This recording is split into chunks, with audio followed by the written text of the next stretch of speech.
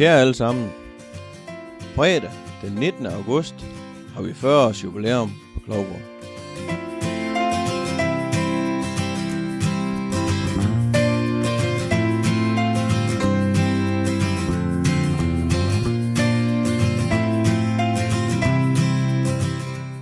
Der er sket meget igennem de sidste 40 år.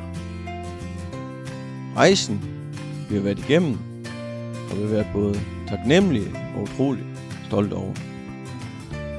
Dagen vil vi gerne fejre sammen med dig og din familie.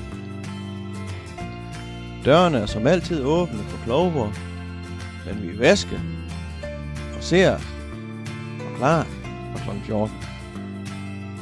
Så kom og hyg dig sammen med os. Og det var fredag den 19. august kl. 14. Vi ses!